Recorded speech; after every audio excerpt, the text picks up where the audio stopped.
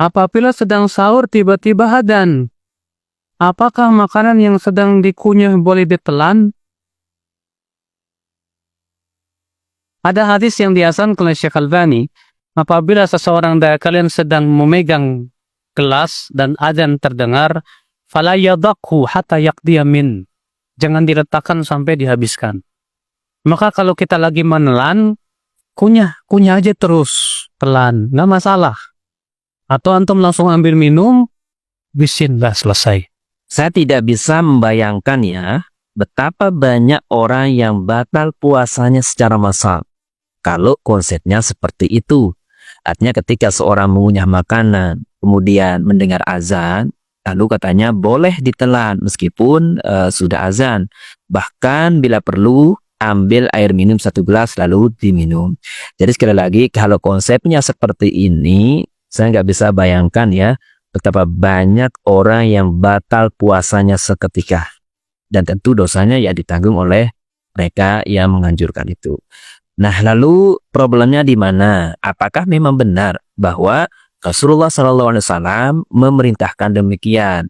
Dan ataukah memang benar hadis itu memang bisa dipahami seperti itu dan bisa diterapkan dalam semua kondisi tanpa harus melihat sebab urutnya, tanpa harus melihat dalam kondisi apa hadis tersebut diucapkan untuk kemudian diterapkan. Nah, berikut kita coba telusuri dari mana sebetulnya problemnya untuk kemudian kita clearkan ya, agar tidak membias dan tidak menjadi fitnah, terutama bagi para pemula, khususnya bagi mereka yang baru memahami tentang masalah ini.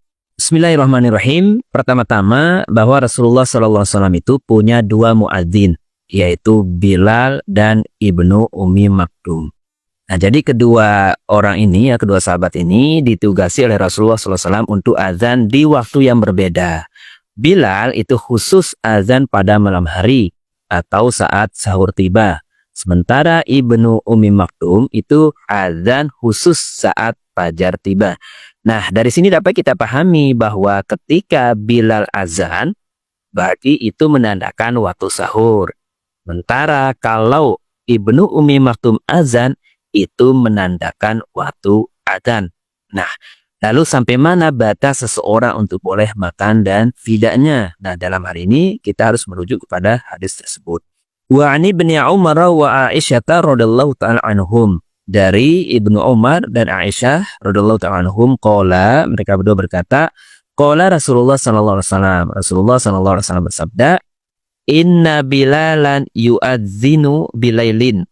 Nah, sungguhnya Bilal itu azan pada malam hari. Maksudnya adalah menjelang fajar, tapi lumayan jaraknya. Artinya bisa dikatakan bahwa Bilal ini azan saat sahur tiba.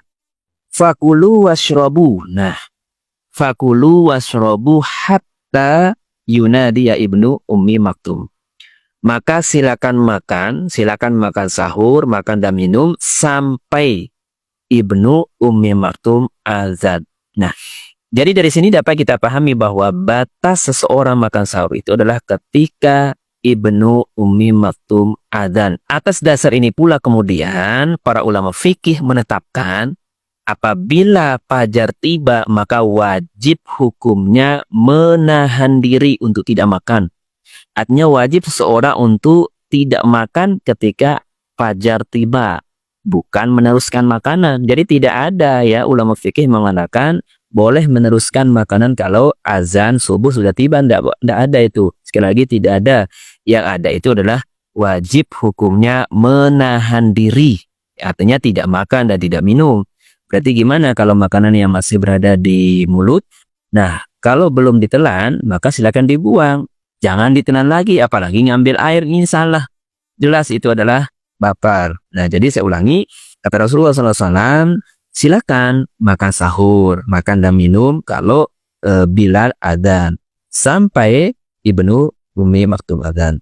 Wa kana rajulan a'ma la yunadi hatta yuqala lahu asbahta. Nah, jadi Ibnu Ummi Maktum ini adalah orang yang buta dan dia tidak azan kecuali kalau waktu fajar. Artinya kalau dia azan itu berarti subuh telah tiba. Nah, masih dalam kondisi ini ya, Dalam kondisi ini ketika Bilal adzan, malah Rasulullah SAW mempertegas lagi, kata beliau, la yamna'anna ahadakum au ahadan adzanu Bilalin min suhurih. Jangan sampai azannya Bilal itu membuat kamu berhenti untuk makan daripada makan sahur. Fa innahu yu'adzinu au yunadi bilailin, karena dia itu azan itu pada malam hari. Liyarji'a qa'imukum wa yunabbiha naimukum, sebagai tanda bahwa agar orang yang sudah lama qiyamul lail itu berhenti. Artinya mereka yang sudah sholat malam dari jam 1 misalnya, 1, 2, 3, nah begitu Bilal adzan, ya sebaiknya berhenti dan beristirahat. Aul yunabbiha naimukum, atau untuk membangunkan orang yang tertidur, artinya orang yang tidak sempat melakukan sholat malam. Nah, jadi sekaligus ya dalam hadis ini kita dapat memahami bahwa fungsi azan Bilal itu adalah dua sekaligus. Pertama, untuk mengingatkan bagi mereka yang sudah sholat malam agar beristirahat. Kemudian sekaligus juga untuk membangunkan orang yang tidak sempat sholat malam untuk kemudian sholat malam dan makan sahur. Nah, adapun hadis yang disinggung oleh Ustaz tadi yang mengatakan bahwa apabila makanan sudah dikunyah atau berada di tangan, maka silakan jangan ditinggalkan, tetapi makanlah meskipun sudah azan. Nah, itu berkaitan dengan azannya Bilal. Jadi kondisi perintah Rasulullah itu adalah ketika Bilal azan, bukan azannya Ibnu Ummi Maktum. Yang artinya kalau azan Bilal silakan lanjutkan makanannya. Bahkan itu adalah awal untuk mulai makan sahur. Bunyi hadisnya adalah idza sami'a ahadukum, apabila salah seorang di antara kalian mendengar an-nidaa, panggilan, wal ina'u biyadi, sementara makanan sudah berada di tangan begitu, fala yada'u hatta yaqdiya hajatahu minhu, maka jangan buang makanan, jangan tinggalkan sampai ya makan aja gitu. Artinya diterusin aja makanannya meskipun sudah azan. Tetapi perlu dicatat, azan yang dimaksud di sini adalah azannya Bilal, bukan azannya Ibnu Ummi Maktum, karena jelas di situ hadisnya hatta, ya, hatta yu'adzina Ibnu Ummi Maktum, sampai ini ya berarti intiha, berarti seseorang harus berhenti untuk makan kalau Ibnu Ummi Maktum adzan. Nah, jadi sekali lagi bahwa apa yang dikatakan beliau itu sangat-sangat keliru dan menyesatkan. Maka pentingnya di sini kita memahami hadisnya itu sendiri, dalam kondisi apa hadis itu yang dimaksud. Artinya azannya siapa yang dimaksud, apakah Bilal ataukah Ibnu Ummi Maktum. Sebagai simpulan bahwa tidak benar ya seseorang boleh melanjutkan mengunyah makanan atau makan sahur apalagi minum kalau sudah azan fajar. Ini azan fajar ya, bukan azannya Bilal. Karena sudah jelas hadisnya tadi bahwa yang dimaksud oleh Rasulullah SAW itu silakan boleh makan itu kalau Bilal azan. Tapi kalau Ibnu Ummi Maktum azan, maka silakan berhenti karena sudah itu menunjukkan waktu batas seseorang untuk makan sahur dan awal dimulainya berpuasa. Jadi sekali lagi tidak benar dan itu sangat menyesatkan.